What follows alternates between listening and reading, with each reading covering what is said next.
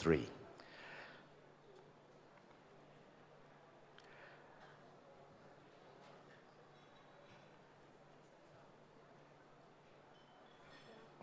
So now we can proceed with our first plenary session.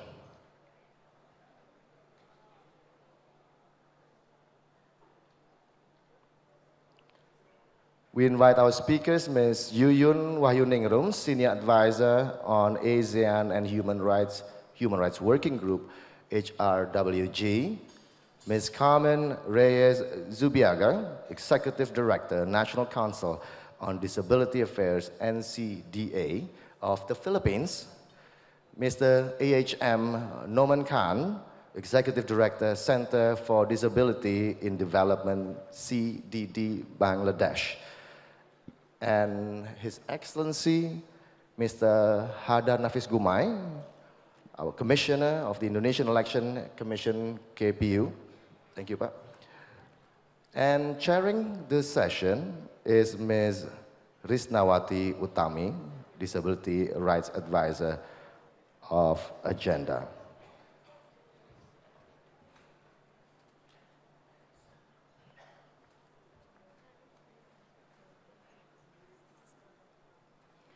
I think without further ado, I will now hand the floor to Ms. Risna. Mbak Risna, silakan.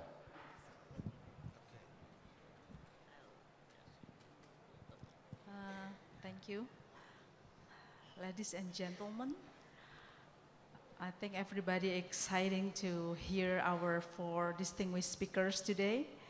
And we will have 4 speakers that will representing on how to support the political rights and participation based on the Convention on the Rights of Persons with Disability principles.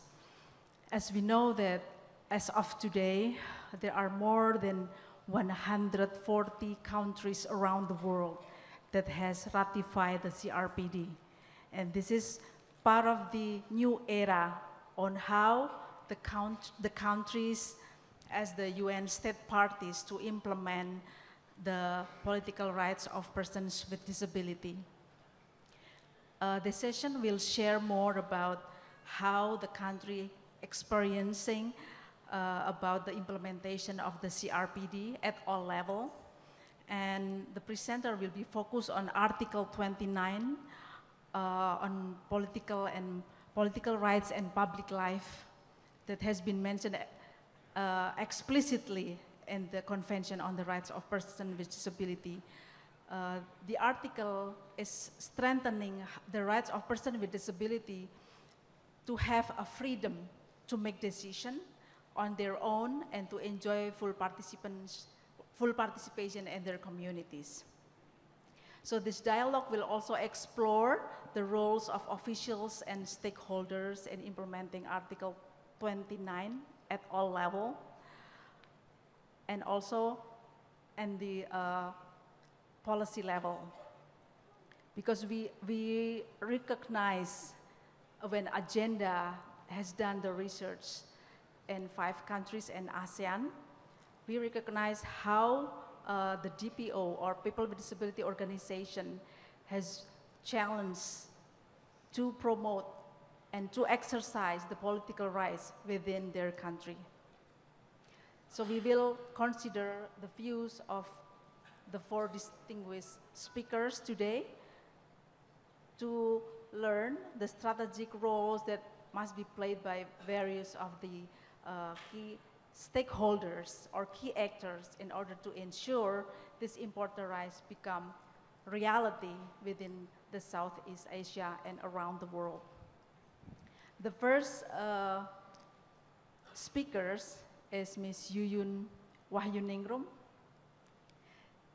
She has multi-hats in her ASEAN advocacy work, and she has the Senior Advisor on ASEAN and Human Rights at Human Rights Working Group, and she also the advisor of the ASEAN Parliamentarian for Human Rights on October 2014. To start this first speaker, I would like to give the floor for Ms. Yuyun. Thank you very much. Good morning. I'm very happy to be here, and thank you very much for having me in this forum. This is the third time that I've been engaging with Agenda from the beginning, and I was very excited to continue to engage with Agenda, and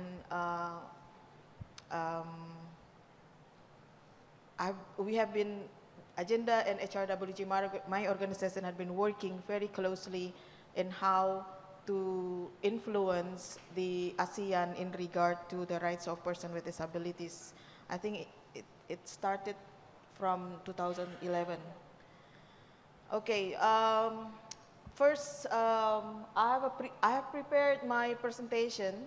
Initially, I would like to share my excitement about the CRPD because I think CRPD has introduced new rights different from previous conventions, but seems like it has been discussed here, and I would like to go to the slide number 4 rather. The questions were given to me is, from an ASEAN perspective, how has the CRPD impacted the promotion and protection of human rights for people with disabilities? And second, how has the implementation of CRPD progressed within ASEAN, and what remains to be done? So I base as suggested, I base the principle of this presentation on the political participation in public life, Article 29 in CRPD, which mentioned here that state party responsible for allowing full participation in political and public life, either directly and through chosen representative for person with disabilities. And next slides, please. I also would like to highlight the participation is very important, particularly to correct identify specific needs and to empower the individual. And the other dimension of the participation that mentioned in the convention is the recognition that the participation is as a general principle, general obligation, and a rights. So this has been repetitively mentioned in all conventions in UN conventions. Now, to answer the question, initially, this presentation was drafted 2 weeks ago, and now having Rafendi mention about how influential CRPD to AHR, I have to change. I have to change what I want to say, because if we look at how CRPD, how the convention, international convention, had impacted ASEAN. The fact that ASEAN has the Bali Declaration on enhancement the participation of persons with disabilities in the region, and the Article 2, 4, and 25 of ASEAN Human Rights Declaration mention about the right of person with disabilities, as well as the Declaration on the elimination of violence against women and the elimination of violence against children, also mention about the specific rights of women and children with disabilities. However, to prove that there is an element to influence, or to what extent CRPD had connected to the number of documents that ASEAN have, it's very difficult to prove. But apparently in AHR, it has been evident that CRPD inspired AHR to choose convention to be one of the convention to be promoted in the ASEAN. The fact, only 2 countries in ASEAN, I guess, had not been ratifying the CRPD, which is Brunei and Vietnam. Vietnam just ratified. Oh, Vietnam just ratified. So only 1 country. So it's easy, easy for AHR to push this convention to become regional ratified convention together with CEDAW and CRC. I remember, but the contribution of Agenda in this, the number of wording inside ASEAN Human Rights Declaration has been very, very crucial. Agenda staff in the past had been putting a lot of inputs to the HR as well as the HRWG. So the document in ASEAN Human Rights Declaration has been mentioning about the rights of persons with disabilities a lot. So I think we have to thank agenda efforts on this and really maximize the opportunity we had before. Now, the time for us for implementation in the side of ACWC or ICHR. 2 minutes more, okay. I also would like to highlight here that there is more attention for rights of persons with disabilities in ICHR and ACWC because some people have not been able to identify what specific rights that need to be highlighted in daily life of rights. And next slide is my last slide, actually. This is the meat of my presentation. I would like to put this and emphasize this, that we need to capitalize the process of the drafting of the ASEAN blueprint.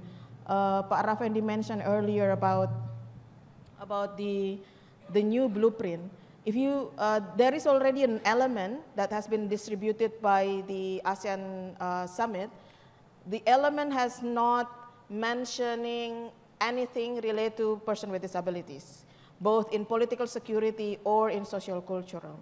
This is the time for us to propose, to introduce or reintroduce the idea of political participation of persons with disabilities as well as the right of persons with disabilities. Now, I think yesterday, if you are subscribing the Facebook or Twitter of the permanent representative of Indonesia in ASEAN, they keep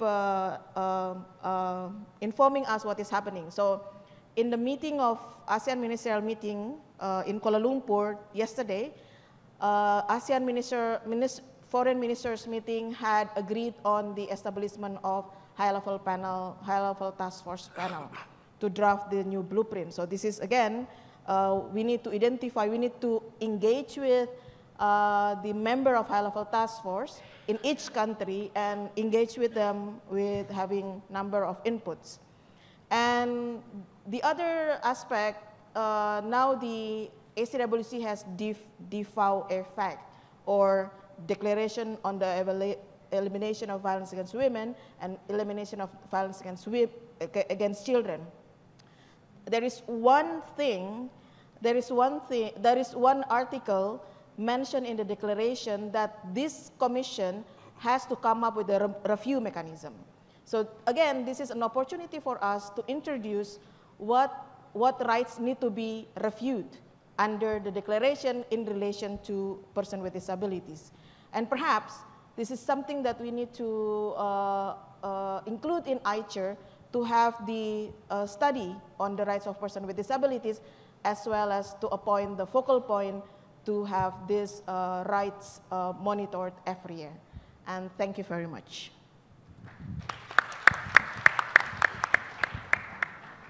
Thank you for being on time, Ms. Yuyun. She's strengthening the powerful message on how ASEAN to recognize the full and effective participation and how to make it inclusive. And this is very important point that also being addressed by the Ambassador of Australia on how to create the disability inclusive development through creating or increase more on political rights of persons with disability. Okay, we move to the next speaker, Mrs. Carmen Reyes-Zubiaga. She's the Executive Director of the National Council on Disability Affairs, NCDA Philippines. And she's a very strong advocate of the rights of persons with disability and disability inclusive development. And she was an active leader and one of the founders of the recognized National Federation of Disabled People Organization. I give the floor for Carmen. Thank you. Thank you. Good morning, everyone. So I just want to give you a brief background of the Philippines, that we are in the Southeast Asian country. And in 2010, we have our national census came up with out of the 96 million Filipinos, there are about 1.4% identified. But of course, that's not true. So, according to the census, it's about 16 per thousand of Philippine population had disabilities, and that really contradicts the. So many persons with disabilities would say, how did you come up with that? Because only 2 questions were fielded by the census, by the statistic office, and definitely only the visible persons with visible disabilities were captured. And, but we can use this as a baseline when we were planning. And most persons with disabilities were concentrated in 3 adjacent regions, and they were within the Metro Manila, where migration is very high. And our voting population, out of the 54 million in 2013, there are about 324,562 captured by the national registration, but you might be interested to ask how many of them were able to vote. Okay, so we also have the National Household Targeting System, which identify poor families, and out of the 4 million population, about 302,000 families, these are families, were identified to have members with disabilities. And just to give you a brief information, that persons with disabilities who belong to this household were ages 14 and below, because they were poor and they were the marginalized. They were being given the conditional cash transfer after being verified as poor. And what's the matter? Okay. So that is the voting population of the Philippines. And we can say that, next slide, please. So the Philippines has signed about 9 treaties, and the most popular among these treaties were the UN Convention on the Rights of Persons with Disabilities, in which we were among the early birds, because we were the 23rd country to ratify the UN Convention on the UN CRPD. And another famous, because it's the UN Convention on the Rights of the Child. And we are also highlighting the adoption of the Ministerial Declaration on the 3rd decade of Make the Rights Real, which is adopting the In-Chon strategy as a framework in implementing the UNCRPD. And of course, the CEDAW. Next slide, please. And of course, when we talk about political participation, it is very important to note Article 13, Article 29, which is the right to political participation and public life for persons with disabilities. Next slide, please. Okay, so the Filipinos with disabilities journey started way back in 1986 during the People Power Revolution, in which the Filipinos were able to topple about the 20-year regime of Marcos, and then, next slide. And that was also the first time that the National Council on Disability Affairs was restructured and was transferred from the Office of the President to the Social Welfare Department. Next slide. We are in charge of in the policy formulation and program development on disability.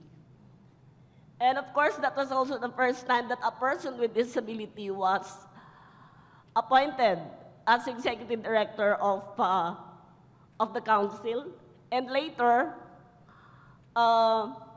appointed as sectoral representative for persons with disabilities in Congress. And that was a milestone also in the Philippine history, because for the first time, disability was represented in the legislative body. And one of the milestones also during between the 1986 and the year 2000 is the passage of the Magna Carta of persons with disabled persons, which highlighted the rights of persons with disabilities, including political participation. And in 1995, the Party List Act, next slide. In 1998, the Party List Act was passed, and that was the first time that person with disabilities organized as a party list and run to compete with the mainstream election. Of course, they did not win. And since they lost in the 3 elections, they thought of that they have to organize and really organize the persons with disabilities from the village up to the regional level. Of course, that is really to instill awareness about disability rights and the political rights. And of course, the Magna Carta, which has been the battle cry of persons with disabilities in political participation. So, of course, during those years, there was also amendments of the Magna Carta in which many persons with disability came to see the birth of new leaders, which really are hungry for political participation, not only in terms of election, but also in representation in all levels of the government. And establishment of, that year also saw the establishment of the first ever interagency committee on empowering persons with disability in the political process. So we have a lot of disability laws, and all of this, the challenge is how to translate these national policies into programs and services for persons with disabilities at the local level. Next slide.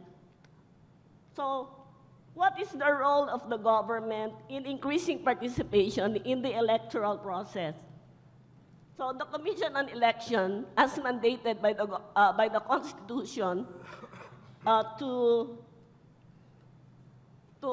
administer all laws and regulation when it comes to elections, to regular election and special elections, took the initiative to launch the Interagency Committee on empowering persons with disabilities in the electoral process, which is composed of concerned government agencies, persons with disability organizations, and non-government organizations also interested in promoting political participations of persons with disabilities. So what was the result of the Interagency Committee, and some of the milestones that we have is we were able to address barriers faced by persons with disabilities in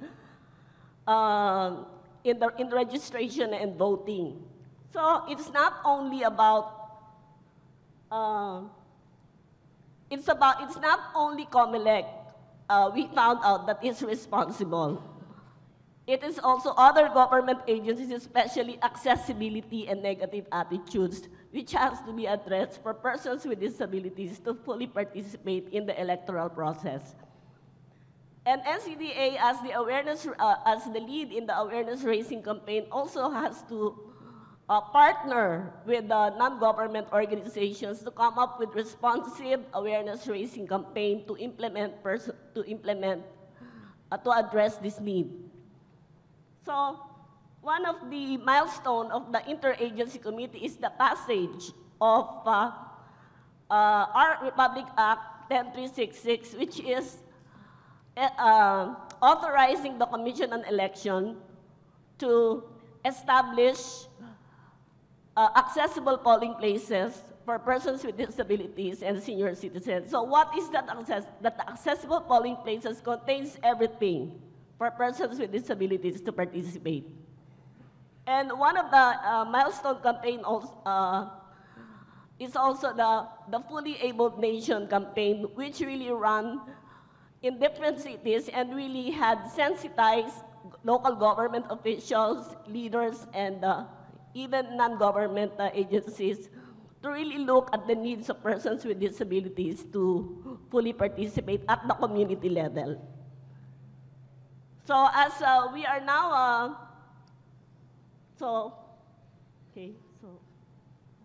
we are supporting, in support of, we are the only, perhaps we are the only country that come up with a supporting policy in implementing the disability inclusive development, in which the President instructed all government agencies to implement programs based on the H.M strategy on disability inclusive development. And that is what we use to come up with budgets in all initiatives that we are undertaking for persons with disabilities. So, thank you very much, and I hope that this will be replicated in the whole ASEAN region. Thank you.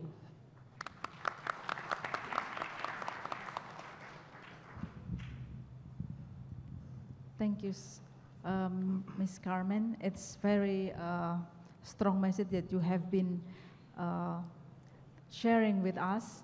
And I would say that the challenges for most ASEAN countries on how to promote political participations is how to translate from the Convention on the Rights of Persons with Disability to become the policy at the local level. This is part of the most challenging on how to translate the Article 29 to become a very local policy. For example, that we have been discussed with the Indonesian Commission or the EMB of the Indonesia, that how they create the module for doing the disability awareness for the polling workers, and how we do the socialization that can reach the number of people with disability to understand about election. So this is part of how we translate, and the Philippines and Indonesia actually is competing each other how to implement this in an ASEAN level, which is a good example for ASEAN countries on how we translate the international law through the convention to the very local policy that can be implemented, and people with disability can become truly exercise their political rights. We still have two more speakers, distinguished speakers. The next one is Mr. Noman Khan. He's the Executive Director, Center for Disability and Development, CDD Bangladesh. He will present about the condition in Bangladesh on how to promote the Article 29 on the CRPD. Please, Mr. Norman, I give the floor for you. Thank you very much, Honorable Chair, respected speakers, learned audience coming from many different countries with many different roles to promote persons with disabilities. Before going to my presentation, I would like to thank Agenda and IFES and the conference organizers that they have invited me to join in such an important discussions and dialogue that will definitely help me to enrich my own understanding. In fact, I have been requested to present the situation on disability concerned issues, particularly on enhancing political rights and participation of persons with disabilities. And basically, I was requested to present the policies and practices in the context of Bangladesh. I've been working on disabilities, and I really feel proud that my disability career started from Indonesia. And that was back in 1994. The first time I got the orientation on what is the situation of persons with disabilities, and that was from Solo, Indonesia. So I love to come to Indonesia, and I have been coming even several times. Could you please close your mic? Okay. Yes. Yeah. So before going to the disability context, I would like to show you where the Bangladesh is. This is in South Asia, and it's very difficult to project in a map, because this is so small, and I could not even accommodate in Asian maps also. This is so pointed. But the total area is 147,000 square kilometer, but population is more than 158.5 million. This is so densely populated. The density of population per square kilometer is 1,100. And basically, 80% of the people lives in the village, and they are basically means of activities are based on agriculture. We don't have the concrete data on disabled peoples. Some says about, even the government statistics said about less than 2%, and in some areas we find more than 18%. So it varies widely, and it's a very difficult task even to ascertain the number, but the process has been initiated. And the Bangladesh, one of the advantages is that Bangladesh ratified the UN Convention, including its optional protocol, within 3 months of its announcement. Ministry of Social Welfare is the lead ministry, where the other ministries are concerned. The initiatives, if we think about before even the UN CRPD enacted, we cannot think far behind, far back, as because the total initiatives we can think about that started from 2000 and 2001. Before that, we had a national policy, but it did not work in any cases. In 2001, the country got an act to protect the disabled peoples, but not the Rights Act. That was a Welfare Act that was enacted in 2001. We had a national action plan in 2006, and that elaborated some interventions at government level and in other non-government sectors also. Government has initiated quite different schemes and interventions by government itself, and many other ministries of the government, they have started thinking about how to promote that. But the signing and ratification of UN CRPD, that made a significant change in the whole consideration towards disability issues. As the result that we have got a right-based act in 2013, this is one of the milestones of development, particularly in the sector of disability. Just I would like to show the next picture, the different actors and stakeholders. There are basically 4 different sectors: the government sectors, INGO sectors, NGO sectors, DPOs, and even the self-help groups also. All the sectors are working. Basically, the disability was not in a big consideration, but nowadays it's coming more as an important one. All these sectors, basically, they work for rights issues, advocacy for rights, service deliveries, capacity building. Government provides the coordination services other than initiating the policies and legislations. NGOs are working, DPOs are working, and there are a huge number of self-help organizations in the country. And all towards, if we consider that what these actors are doing, basically, if we consider the CBR guideline that covers the 5 components and all other elements also like health, education, livelihood, socials, and empowerment, and some other cross-cutting issues. Everything is considering to persons with disabilities, their families, their parents, and in the community. The key actions and actors and stakeholders on political participation on persons with disabilities. First, I should say about this is one of the tough article to make it happen.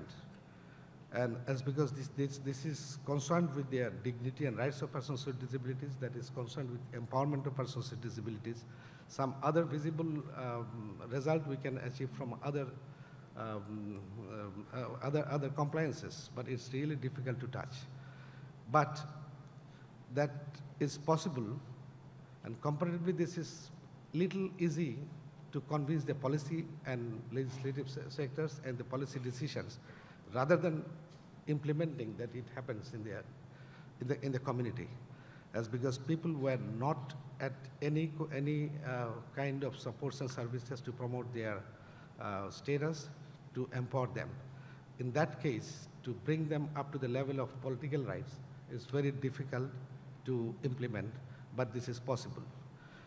What was the main role there? The NGOs working in disabilities and DPOs had all-out effort raising their voice to get access to political rights. INGOs provided quite a significant role. They have provided not only financially, they have provided with their skills and knowledge also. Government and ministries, they were convinced, as because after the ratification of UN CRPD, that helped the whole disability sector to raise this voice with the proper evidences also. There is one forum, it's a national forum of organizations working with the disabled. This is basically to coordinate the issues at government levels and NGOs level. So they had series of interventions with the DPO alliances and other sectoral organizations also. And from the grassroots level, there are hundreds of self-help groups are now raising these issues at their level. On May 3rd, 2008, the convention was announced, and Bangladesh has signed and ratified as the 8th country. So this is, we feel proud of getting involved in the whole process, and Bangladesh had all-out involvement in their development process of UN CRPD also. The initiative for ensuring political rights and political participation that started from, in fact, 2006, we can think about. As because before that, there was no such realization or consideration to bring these huge number of persons with disabilities into the political process or social rights process. From that time, the whole national initiative was planned, along with the National Forum and the DPO's alliances, and that covered the self-help groups at the grassroots level also. Targeting the 9th parliamentary election, from 2006, the initiative was taken.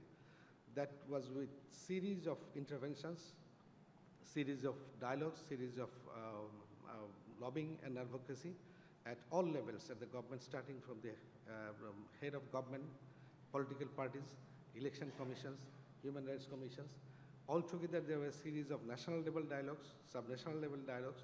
Even at the grassroots levels also, there had been serious interventions on just to raise this voice to get in touch with the political and political rights. In Article 29, I don't need to elaborate that. That was basically to guarantee political rights of persons with disabilities, legislation such measures to guarantee persons with disabilities with political rights, and in particular persons with mental or intellectual disabilities also. This is one of the very crucial part of this whole article. And then measures has to be ensured by the state parties.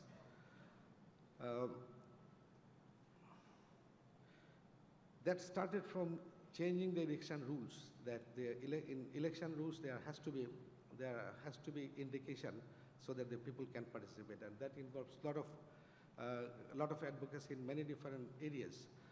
The first movement started with 6-point demand to the government, to the state, the head of the state, head of the government, including the human rights commissions and the election commissions, that this whole election process has to be inclusive, starting from getting them into the voters list, and then to create opportunities so that they can be identified, they can be listed, they can come to the voting center, and the voting center has to be prepared to address the needs of individual disabled persons, as because the needs are diversified.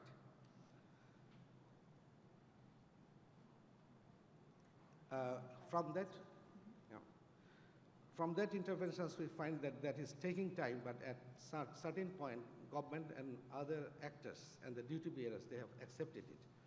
Then it was a big task even to orient them with all the critical needs of persons with disabilities to take them into the process. The election system is in a country that involves huge number of peoples and in different sectors and different levels. It started coming from election commission itself at central level. It has the national secretariat there, and every district, we have 64 districts. In every district, they have the election offices, and there are quite many people who needs to be informed on disability. And then in every sub-districts, there are returning officers, office having quite many people involved. In sub-districts level also, there are election officers, and each of the polling centers, there are presiding officers, polling officers, volunteers. All these huge chain has to be covered up with orientation on disability. So this is a very tough thing. And what happened that we got a special favor from the head of government even that time, is because that time that was in an interim government. And we find the election commission was very much in favor of everything. They came up with all-out support. But the rest of the things that the disability concerned organizations had to provide all information to all sectors, training the central level people, sub-district level people, district level peoples, taking the centers even, making initiative to make it comfortable to identify and to come to the centers. So all things was a big challenge even to implement the issues at field level. So we cannot claim that there is any success happened, that's because we find some changes happen, but this will not come overnight. So we have to wait for a long, and that has to be under follow-up, and certainly that will create some impact. We find in 2009, in the last election, parliament elections, we find that many of the interventions was positive, and that has resulted in many aspects that the people started thinking about involving persons with disabilities in the whole process. Some strength, I would like to explain some strength of that. The total strength, if we think about, that is the NGOs and GOs, including the DPOs. Cooperation is a must, because NGOs, the government can declare procedures, but that needs proper support from the NGOs and even the DPOs and grassroots level organizations was.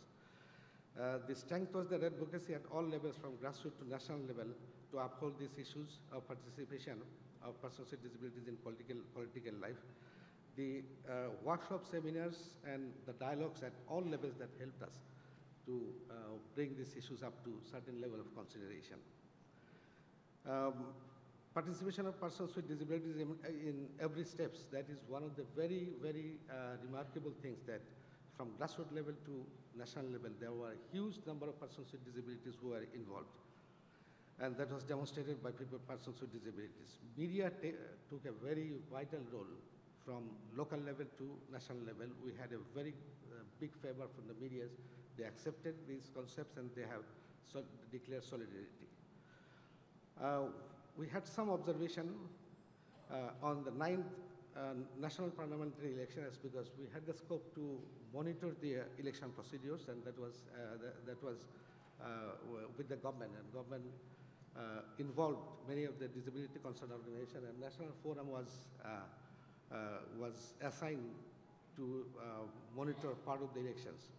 So we had certain monitoring indicators also, that what to monitor by ourselves. There were six, 7 areas that we try to monitor the situation, and that could help us even to promote further interventions. So we got feedback there are many lackings, barriers also.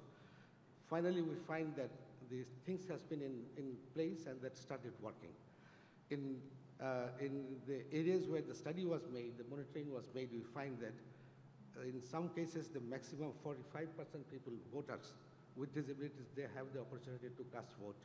And in some cases, they were absolutely unattended also, that the figures are.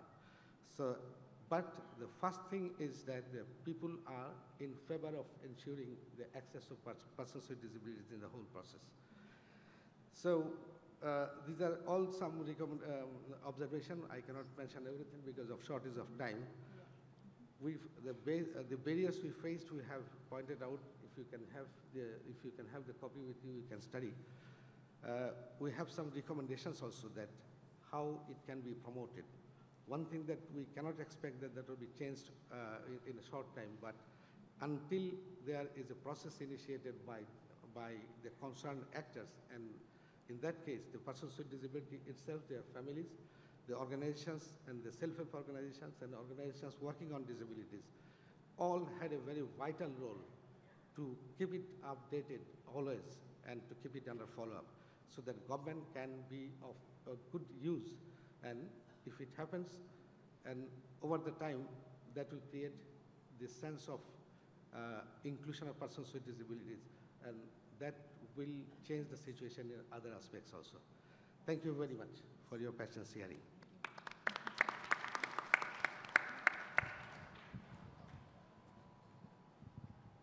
It's a very interesting point that Mr. Norman has raised about the importance roles of the DPO and their organization to promote and to have active in the election process.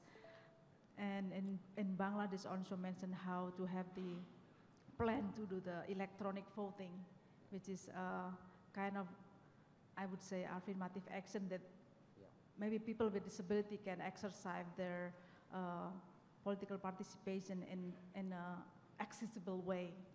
And also you mentioned about people with intellectual disability, with people with learning disability that actually also has the equal rights to exercise their political rights, which is, it's still challenging in ASEAN countries on how to accommodate their rights to be an active voters. So this is part of the example of the advocacy on the rights of persons with disability, that this group of people and also other groups like indigenous people with disability, women with disability, they also have still lack of access to exercise their political rights. Okay, this is gonna be the last speakers in this session. Mr. Hadar Nafis Gumay. He is currently serving as one of the commissioner for the Election Commission of Indonesia. And he was previously executive director of CETRO, Center for Election Reform. Since we have a very restricted time, I would give the floor for Bapak Hadar. Thank you very much, our honorable chairs, Ms. Risna. But first of all, I'd like to ask you an excuse for me to speak in Bahasa Indonesia, because this is how I feel more comfortable, and I hope all the equipment available for you all for the translations. Do you need? Ada panitia di depan speaker, perlu apa namanya, alat bantu pendengarnya, tolong diberikan panitia. Alright, baik, saya akan mulai. Tentu pertama-tama kami ingin mengucapkan terima kasih kepada penyelenggara agenda dengan tim partner kerjanya, AWEB, kemudian DFED dari pemerintah Australia, dari AUSAID, IFES, PPDI, dan rekan JPPR untuk menyelenggarakan acara ini yang saya kira sangat penting untuk memastikan hak politik khususnya yang menjadi topik di sesi pertama ini bagi penyandang disabilitas. Mudah-mudahan udah dapat ya, alat belum dapat ya? Sedang diupayakan. So excuse us, they will try to get this done for you. Okay. Alright. Now, tidak seperti yang lain, saya tidak akan memperkenalkan tentang Indonesianya seperti para pembicara yang lain, karena waktu yang terbatas. Dan kalau mau tahu Indonesia, inilah Indonesia. Jadi, tetapi sedikit saja informasi bahwa di Indonesia pemilunya sangat besar, ya, karena memang penduduknya sangat banyak. Saya kira sudah sekitar 250 juta, dan pemilihnya di dalam pemilu yang baru kami laksanakan tahun lalu, di pemilihan presiden dan wakil presiden, itu mencapai lebih dari 198 juta. So, satu jumlah pemilih yang sangat besar, dan ini dilaksanakan di seluruh Indonesia secara serempak di 497 kota dan kabupaten, ya, dan kemudian itu di 6.980 kecamatan atau subdistrik kita, di 81.000 lebih pedesaan, di 545.000 lebih TPS, ya. Nah, jadi ini pemilu yang sangat besar. Nah, saya akan sampaikan secara cepat aja, mulai dari kerangka hukum yang ada untuk menopang pelaksanaan pemilu, dan nanti akan penekanan terhadap penerapan atau pelaksanaan dari artikel 29 di dalam CRPD kita. Kemudian juga saya akan sampaikan sedikit mengenai prinsip-prinsip penyelenggaraan pemilu, azas penyelenggaraan pemilu, kemudian upaya-upaya yang kami lakukan dalam memastikan pemilu ini memang untuk semuanya, untuk semua termasuk kita yang penyandang disabilitas. Kemudian beberapa pemikiran, gagasan untuk perbaikan ke depannya.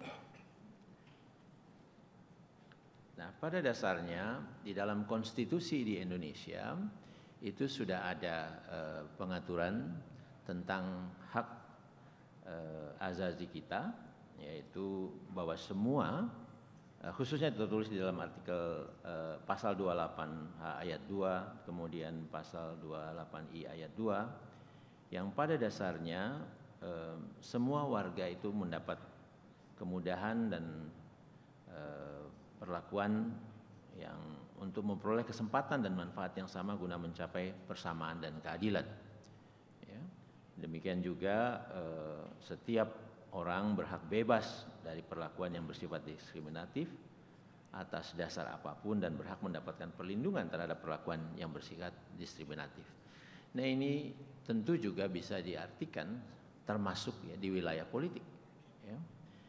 Nah, tentu juga ada di dalam undang-undang penyandang disabilitas sendiri.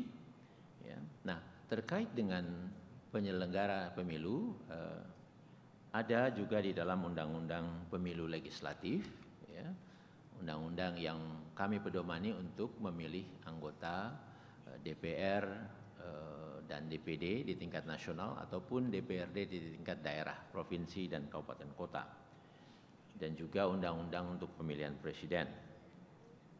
Nah, walaupun tidak banyak, tetapi di kedua undang-undang ini ada pasal yang memang sudah memfasilitasi secara terbatas, ya, bagaimana melayani penyandang disabilitas di saat pemungutan suara.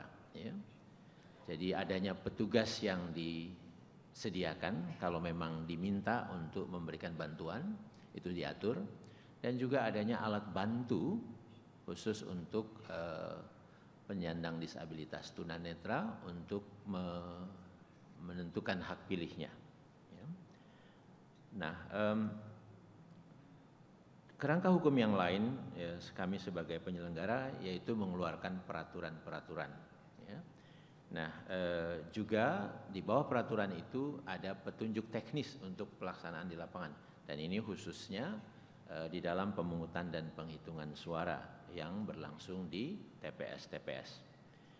Nah, di dalam menyelenggarakan pemilu, kami itu harus patuh terhadap sejumlah azas yang memang sudah dituangkan di dalam undang-undang yang kami pedomani. Ya, ada azas langsung, umum, bebas, rahasia, jujur, dan adil. Ya. Nah, tentu azas-azas ini dimaksudkan untuk kondisi-kondisi tertentu, maksudnya untuk pencapaian kondisi tertentu yang kami harus patuhi, kami harus pastikan ini berlangsung. Ya. Nah, sebagai penyelenggara kami juga punya azas di dalam peraturan-peraturan kami. Ya, kami memang menambahkan satu azas baru, azas tambahan, yaitu aksesabilitas. Karena kami berpandangan bahwa ya pemilu kita harus memberikan ruang, harus memfasilitasi kepada semua warga dan termasuk kelompok disabilitas ini. Sehingga kami masukkan prinsip ini di dalam peraturan-peraturan kami, sehingga nanti di dalam pelaksanaannya bisa dipatuhi oleh semua pihak dan kita bisa ciptakan pemilu yang akses. Nah, upaya-upaya seperti apa yang kami lakukan di dalam penyelenggaraan pemilu itu ada di dalam beberapa hal. Penyusunan daftar pemilih, pendidikan pemilih, penyelenggaraan pemilu itu sendiri, penyusunan peraturan KPU, pelatihan dan atau kami sebut bimbingan teknis, dan pemungutan dan penghitungan suara. Nah, di dalam penyusunan daftar pemilih, kami membangun satu sistem yang namanya Sidalih, satu sistem informasi yang memang di dalamnya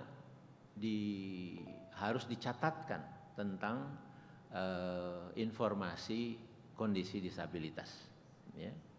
Nah, melalui petugas kami arahkan untuk informasi ini dicatat dan dikumpulkan. Karena kami berpandangan bahwa informasi disabilitas itu sangat penting untuk pelayanan nanti kami di pemungutan suara misalnya. Ya. Nah, kemudian juga pendidikan pemilih, kami mempunyai prioritas atau target kelompok ya yang kami perhatian secara khusus, yaitu antara lain kelompok pemula, kelompok perempuan, pemilih perempuan ya, pemilih pemula dan perempuan, kemudian juga pemilih penyandang disabilitas. Ya. Nah, jadi kami kembangkan materi-materi yang memang memberikan informasi pentingnya melayani penyandang disabilitas ini, dan kemudian juga kami bekerja sama banyak dengan kelompok-kelompok ini.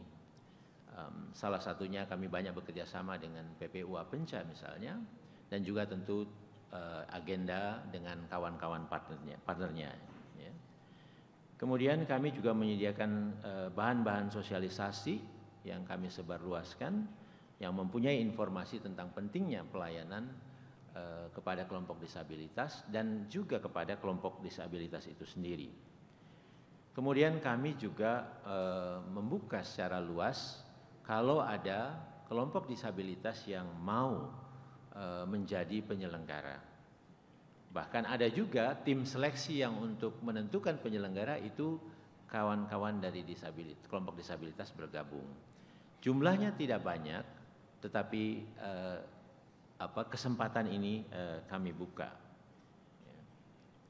Kemudian juga para petugas di lapangan ya, termasuk petugas di tempat pemungutan suara. Ya.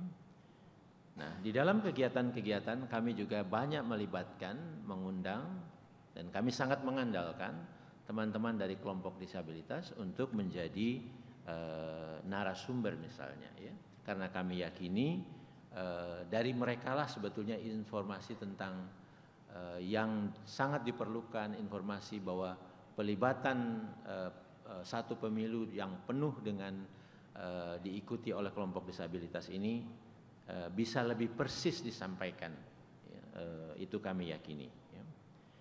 Nah, juga di dalam penyusunan peraturan yang kami keluarkan, kami sangat terbuka dan kami banyak dibantu oleh kelompok-kelompok disabilitas ini. Ya. Sehingga apa-apa yang perlu kami atur itu kami bisa masukkan, terutama untuk kebutuhan kelompok disabilitas. Ya. Nah, juga di dalam pelatihan bimbingan teknis, kami punya tugas untuk memastikan para petugas kami di tingkat nasional, kemudian di tingkat provinsi, terus ke bawah sampai di petugas pemungutan suara di TPS-TPS itu memahami betul, ya, semua prosedur termasuk bagaimana melayani penyandang disabilitas. Nah, di dalam pemungutan dan penghitungan suara kami juga secara khusus mengatur bagaimana TPS itu seharusnya di lokasi seperti apa, tidak di tempat yang rata, tidak bertangga, tidak melompati parit misalnya, ya. Juga meja tempat TPS itu seperti apa, harus tingginya sehingga cukup kelompok penyandang disabilitas khususnya yang berkursi roda bisa memasukkan sendiri, bisa berputar di depan bilik suara misalnya, itu kami atur. Nah, kalau toh ada pendampingan, ya, kami juga mengatur surat pernyataan atau yang dikenal kalau di praktek di pemilu Indonesia itu ada form C3. Jadi kalau yang mendampingi ini membantu mencobloskan misalnya, itu harus menulis pernyataan dia akan menjaga kerahasiaan dari orang yang pilihan dari orang yang dibantu misalnya. Nah, itu lagi-lagi untuk membuat lebih nyaman, lebih yakin dari penyandang disabilitas ini sendiri. Nah, yang terakhir pasca pemilu kemarin dan baru pertama kali kami sebagai penyelenggara memberikan award, penghargaan kepada penyelenggara pemilu yang memang membuat pemilu di lingkungannya, di daerahnya itu betul-betul pemilu akses. Ya, jadi ini baru pertama kali kami membuat dan ada kategori pemilu accessible. Ya. Nah, itu kami berikan penghargaan dan kami lihat melalui misalnya apakah di dalam penyelenggaraan di daerah tersebut ada pelibatan dari kelompok disabilitas. Ya, banyak, sedikit, atau tidak ada. Nah, itu kami beri nilai. Kemudian TPS akses itu diperhatikan betul atau tidak diterapkan. Kemudian ada tidak atau banyak tidak materi sosialisasi yang memperhatikan penyandang disabilitas ini. Dan kemudian yang terakhir, apakah data pemilihnya itu juga memuat informasi tentang disabilitas. Nah, itu ada 3 provinsi yang menjadi nomini kemarin dalam pemberian award itu Yogyakarta, Sulawesi Selatan, dan Jabar, dan yang mendapat awardnya adalah Yogyakarta. Kemudian ada 3 kota dan kabupaten, nah, mungkin teman Yogyakarta ada yang hadir di sini ya.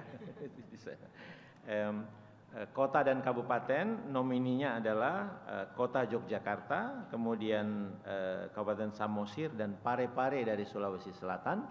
Pemenangnya yang mendapat award adalah Kota Yogyakarta. Ya. Nah, jadi kelihatannya Yogyakarta menjadi champion di sini, gitu ya. Nah, ini kami yakini akan tambah semangat dorongan kerja juga untuk penyelenggara di tempat yang lain, gitu ya. Sehingga ke depan kami harapkan kinerja penyelenggara untuk terus menerapkan prosedur yang penuh melayani penyandang disabilitas ini bisa tercipta. Nah, dari praktek-praktek semua ini tentu kami mengakui kami juga punya sejumlah kekurangan ya. Mohon maaf tadi ada yang terlewat. Di dalam TPS kami menyediakan juga template ya, alat bantu untuk mencoblos khusus untuk penyandang disabilitas tunanetra. Hanya saja memang yang baru mampu kami sediakan adalah template ini di dalam pemilihan presiden kemarin dan juga untuk memilih anggota DPD. Untuk anggota DPR dan DPRD belum bisa kami terapkan kecuali memang ada di satu daerah, di Jogja juga mereka terapkan sendiri ya. Karena memang sistem kami sangat rumit ya, sistem pemilu kami, partai dan calonnya sangat banyak gitu. Sehingga kami belum mampu untuk menyediakan satu alat bantu juga untuk pemilihan anggota DPR dan DPRD ini. Nah, dari sejumlah kekurangan itu maka kami memutuskan dan merencanakan sejumlah hal harus kami perbaiki atau kami tingkatkan ya, yaitu bagaimana kami memastikan bahwa petugas kami sendiri itu juga betul-betul memahami ya. Nah, sehingga daftar pemilih bisa tersusun lebih jauh lebih baik, jauh lebih sempurna, lengkap mencatat tentang informasi disabilitas ini. Kemudian juga akan mendorong terus organisasi-organisasi yang punya perhatian di wilayah ini ya, untuk terus bekerja sama dengan kami, memastikan bahwa memang semakin banyak masyarakat yang paham bahwa pemilu kita adalah untuk semua begitu. Nah, kemudian bahan-bahan sosialisasi juga akan kami tingkatkan variasi dan jumlahnya begitu. Kemudian juga akan lebih banyak lagi kami melibatkan ke organisasi penyandang disabilitas ini untuk bisa aktif di dalam kegiatan-kegiatan sebagai narasumber dan juga sebagai pelatih-pelatih di lapangan gitu ya. Kemudian juga buku pedoman kerja khususnya di pemungutan dan penghitungan suara itu akan kami upayakan ada sebagian yang secara khusus, tidak sekarang ini posisinya agak tersebar untuk semoga bisa dipahami lebih mudah dan tidak akan terlupa karena ini diletakkan di bagian yang secara khusus. Dan yang lain saya kira kami juga akan membuat standar di dalam pemilu kada misalnya, bahwa kegiatan-kegiatan berita, kegiatan kampanye atau juga debat para calon misalnya itu juga ada nanti penterjemahan melalui sign language ya, sehingga penyandang disabilitas yang tunarungu bisa mengikutinya dengan baik ya. Nah, itulah kurang lebih upaya-upaya kami. Sekali lagi pengalaman kami ini tentu belajar banyak dari teman-teman organisasi penyandang disabilitas dan para peserta lain karena ini juga forum yang ketiga lembaga kami mengikuti, jadi banyak gagasan yang juga kami dapatkan dari forum seperti ini. Terima kasih, mudah-mudahan bermanfaat. Saya akan antusias kalau ada pertanyaan atau diskusi yang akan dilakukan. Terima kasih.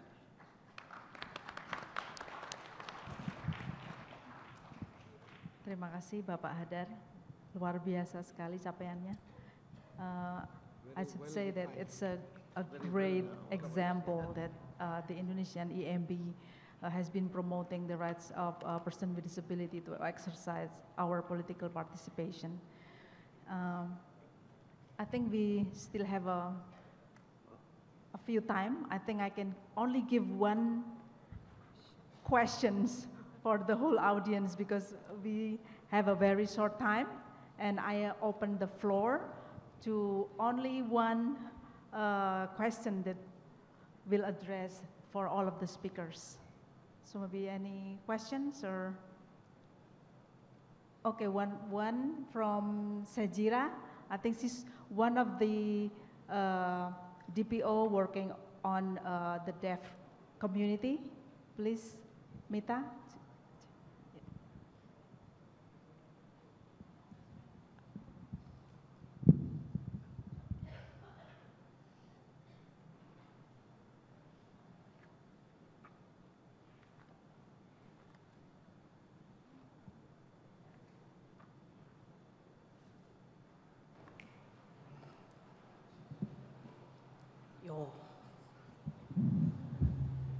Okay, sorry. Take one. Terima kasih. Assalamualaikum warahmatullahi wabarakatuh. Nama saya adalah Rahmita dari Sejira. Saya ketuanya dan saya adalah pendirinya juga dari yayasan ini. Saya tadi sudah dengar dari semua penjelasan dan semua speech, dan itu saya sangat senang. Saya mengerti tentang aksesibilitas untuk para penyandang disabilitas. Mungkin Bapak dan Ibu atau semuanya di sini harus tahu di seluruh Indonesia ini banyak yang tahu, banyak juga yang tidak tahu tentang apalagi dalam dunia tunarungu. Kita memang selalu mendapat kesulitan terutama dalam komunikasi. Kita banyak selalu cuma dipaksakan pakai oral. Nah ini komunikasi tuli di Indonesia ini baru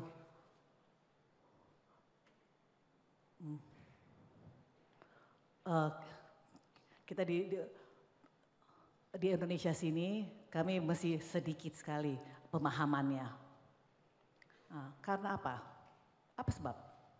Karena komunitas tuli di Indonesia ini kita kurang sekali ada persatuannya, masih kurang, sosialisasinya masih kurang. Nah kita mau atau tidak mau tidak mau kita harus sadar untuk sama-sama membangun dan membangkitkan secara komunitas ini untuk bersatu. Bagaimana pendapat untuk caranya mendapat informasi, untuk bisa dapat diskusi bersama dengan orang tuli. Contoh ya, dengan bahasa isyarat.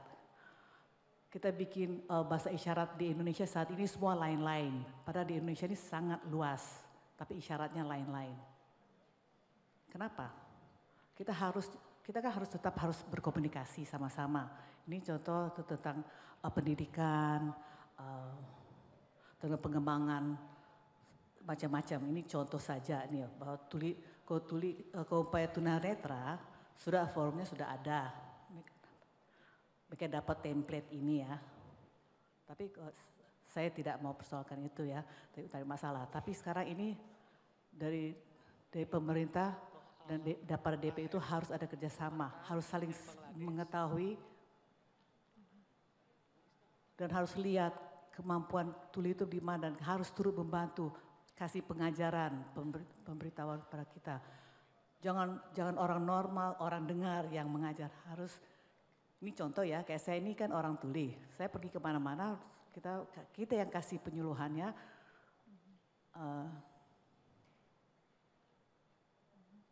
kalau kita bikin program tentang isyarat ya gitu, ada segala macam. Kita nggak mungkin kok ditulis-tulis segala macam, kita harus bersyarat. Ya, mohon maaf, mungkin bisa diperjelas pertanyaannya kepada siapa? Karena waktunya, jadi saya mungkin 1 menit lagi untuk. Jadi untuk masa untuk ke depannya, saya mengharap PPD dan pemerintah dan LSM semua kerjasama untuk bantu untuk pendidikan tentang aksesibilitas untuk tidak seperti yang dulu-dulu. Kita harus kerjasama, saya tekankan sih harus kerjasamanya. Jadi ya saya hanya mau memberitahukan bukan pertanyaan, maaf. Okay, thank you. Yeah, thank you for the recommendation and also suggestion from the deaf organizations, and I think this is a great idea that can the Indonesian EMB can continue to articulate or to promote these rights into the practical regulation and also the socialization for the election in Indonesia in the future. So because since this is not a question, I think I'll give just one more question, that maybe one more questions. Okay, Saurat maybe. And please give the clear and very short questions, and please address to which speaker that you would like to ask for.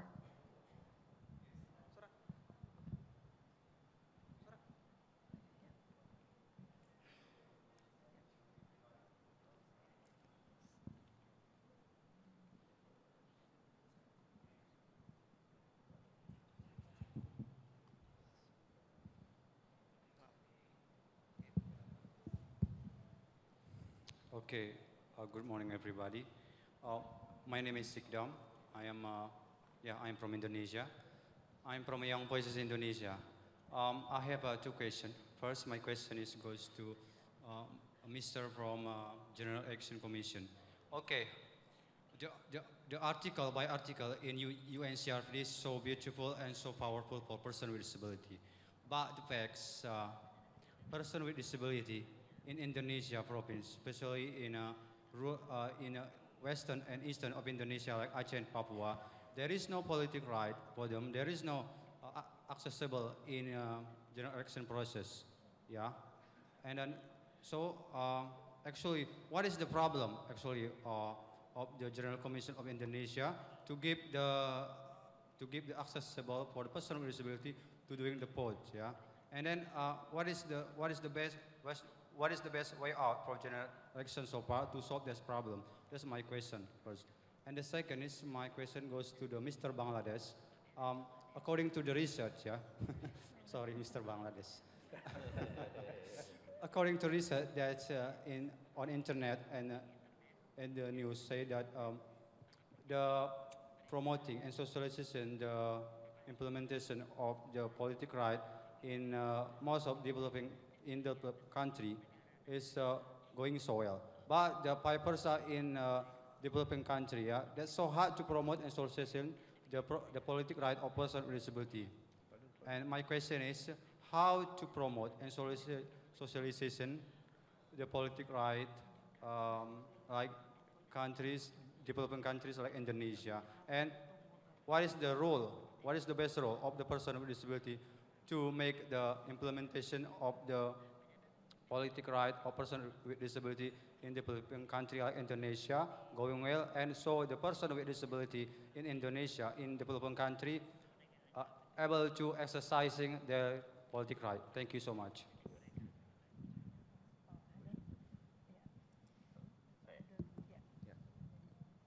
Baik, terima kasih banyak pertanyaannya.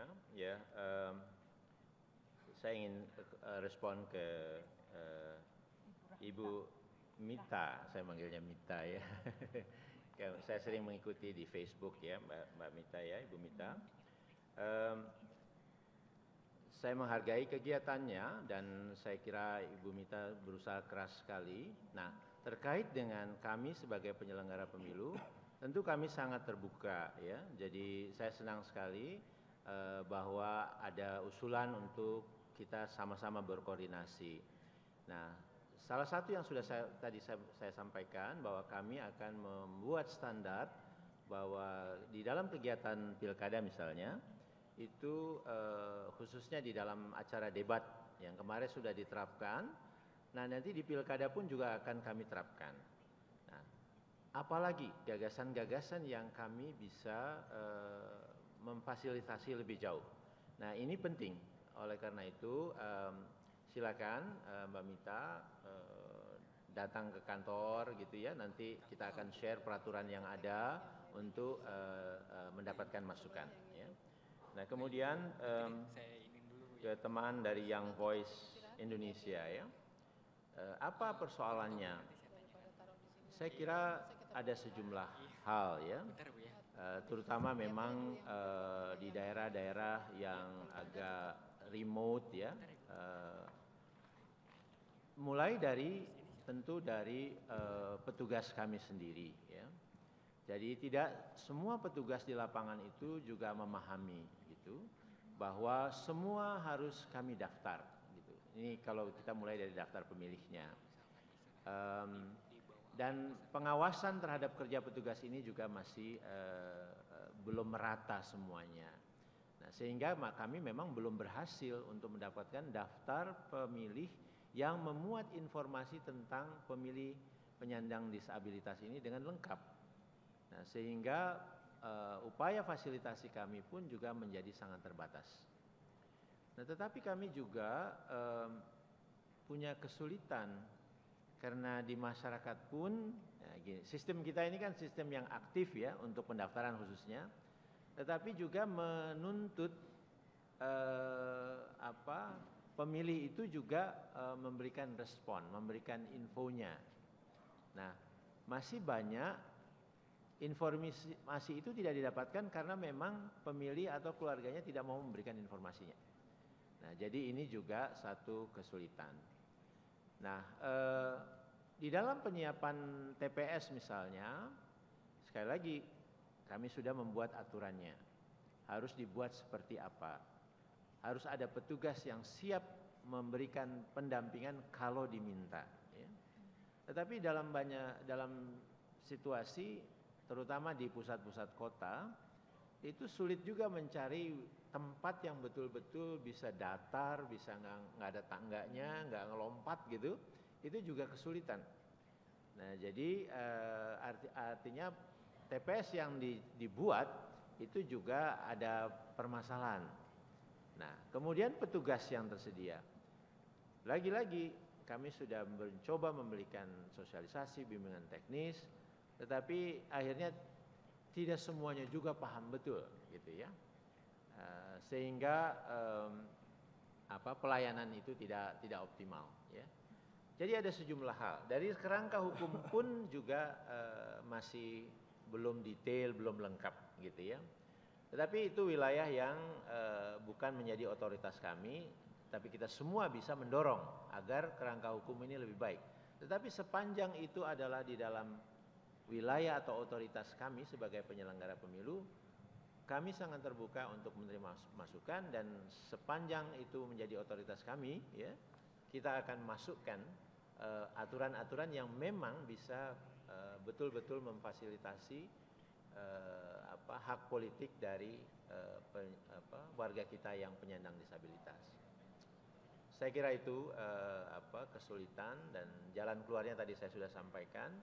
Dan kalau memang teman-teman atau teman-teman dari Young Voice of Indonesia ini merasa perlu betul, silakan kita berhubungan, kontak kami, dan kita bisa diskusikan apa yang bisa dimasukkan di dalam peraturan, kerjasama apa yang bisa kami lakukan. Kira-kira begitu. Terima kasih. Thank you, Pak Hadar. Yeah. The next question will be Pak Noman, and then Yuyun will give a response to Ibu Mita, and I'll give you for about 3 minutes for the answer. Thank you. Okay, thank you very much for asking me to answer the questions on the context of Bangladesh. In fact, first thing is that the legislative and policy frameworks. This is one of the hard tasks to establish, and we can say that certain level of achievement has been made. So there is no such barriers, as because they have continuously accepted the policy issues which was the barrier, and they have created options. That was done not by the policy authoritative body, that was done by the actors, those who are advocating their issues, and that is basically the organizations working with disabilities, disabled people's organizations, self-help groups, and disabled peoples themselves. So that is, one is that we have the policy, and there is an act that indicates clearly that they cannot be refused from the polling center, and they have the right to exercise that. There is a special instruction given from the Election Commission that they cannot deny, rather than they can try as best as possible, and if they cannot, they should justify that why not. So that is what the mandatory one with all the actors and those who are the duty bearers, including the police and the polling officers, other people's concerned. But that is not the end, that we have the policy frameworks ready and that will continue like that. That has to be continuously followed up, and that is possible by the NGOs, TPOs, and persons with disabilities. And regarding accessibility, and we pointed out many of the barriers, it can be overcome not with the total satisfactory level. Say we are talking about accessibility for wheelchairs and mobility. If the mindset is clear, if the society, if the community is positive, then everything can be positive. We had the initiative to make the polling center accessible, but in many places the polling centers are in multi-story building. That we had to accommodate those things, that the people coming with any sort of mobility problem, their vote has to be casted in the ground floor, and certain level of temporary ramps were there. But that was not the problem. Even sometimes people arranged it. Even for other issues like communication.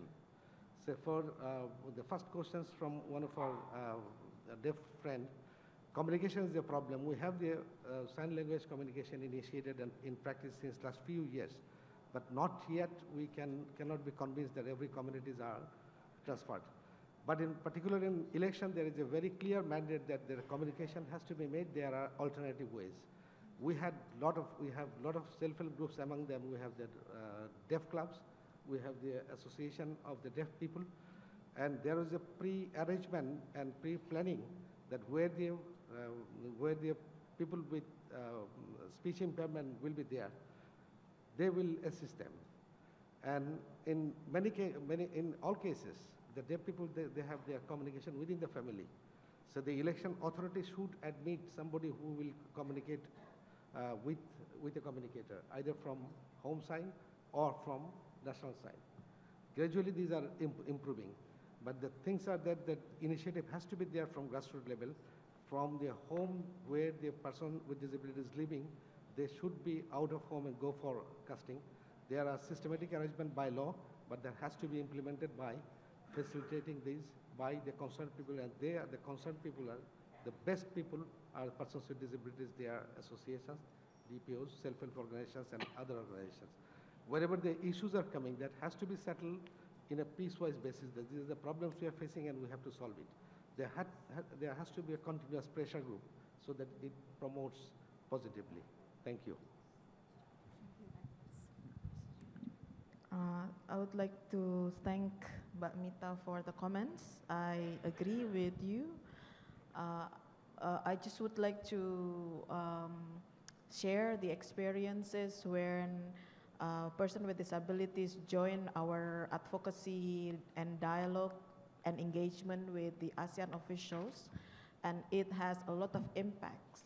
So for instance, we had dinner with the participants from person with disabilities with the AHR representatives in Jakarta. In that time, they had a meeting in Jakarta.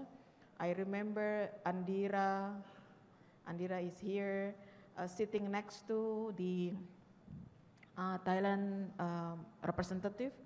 And after the dinner, he told me that how the talk has been inspire him very much.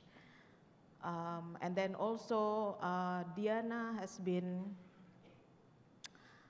complaining in the ASEAN Secretariat of not having the facilities for her to enter the building.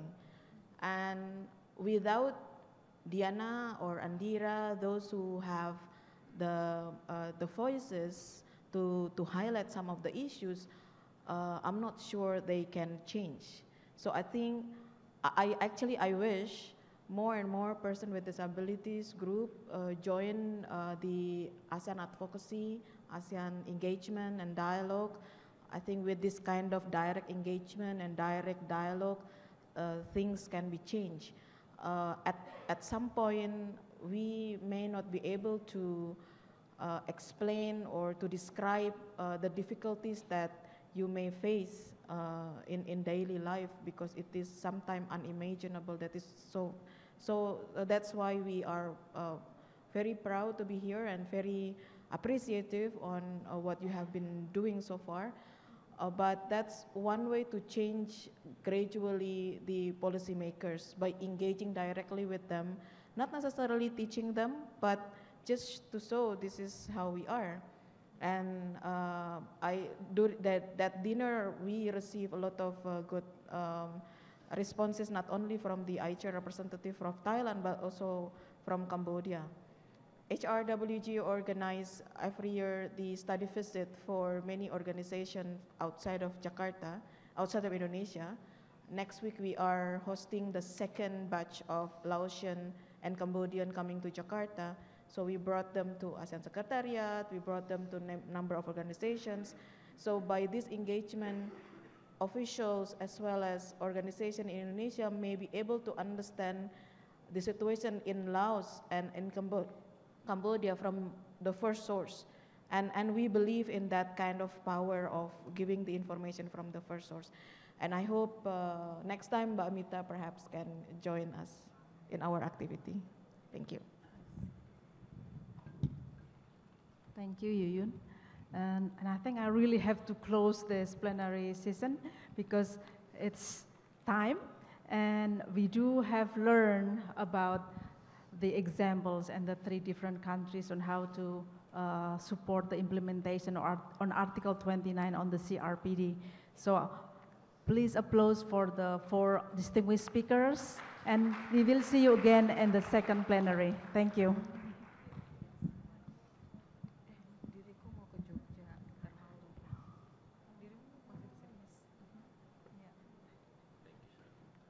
Thank you very much. I find your presentation very, very similar to the practices. Thank you, Ibu Risna, and please give another round of applause to our speakers. I think there's been already efforts carried out in terms of supporting political rights and also participation based on the Convention on Rights of Persons with Disabilities, and we have also received some inputs from Ibu Mita in front, from the floor, which will be most probably very valuable to our speakers and also to our panel here. And next, we would like to present a token of appreciation to all of our speakers. We kindly invite Ms. Risnawati to present it.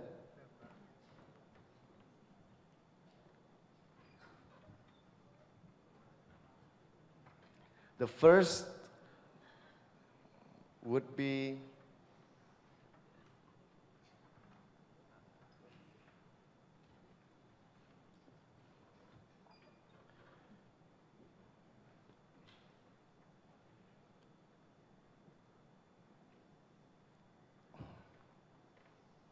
to Ms. Carmen Reyes-Zubiaga, Executive Director, National Council on Disability Affairs, NCDA of the Philippines.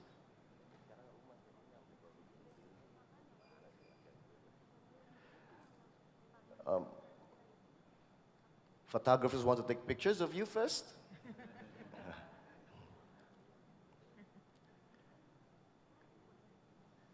Udah dibawain belum?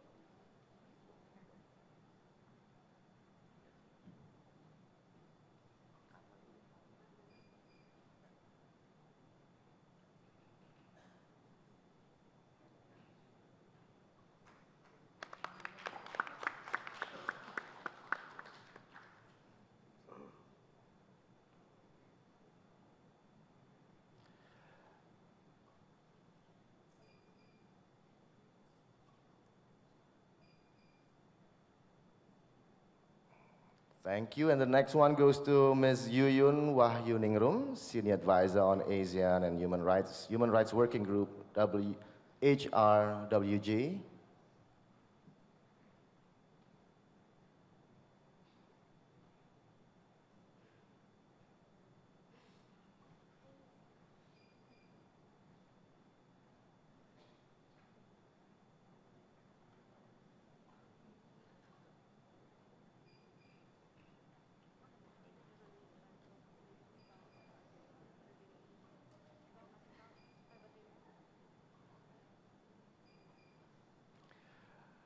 And the next goes to Mr. Noman Khan, Executive Director, Center for Disability in Development, CDD, Bangladesh.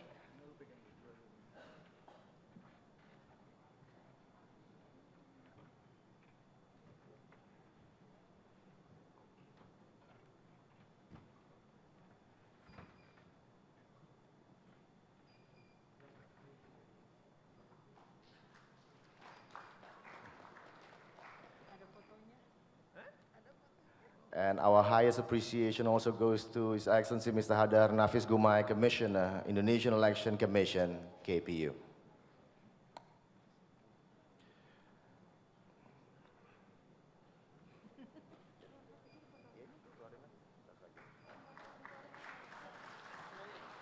And now we will conduct a photo session.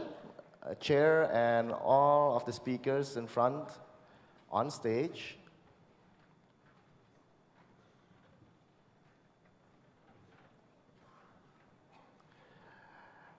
And we would like to announce that during this photo session, only appointed photographer the official photographer is allowed to take the picture.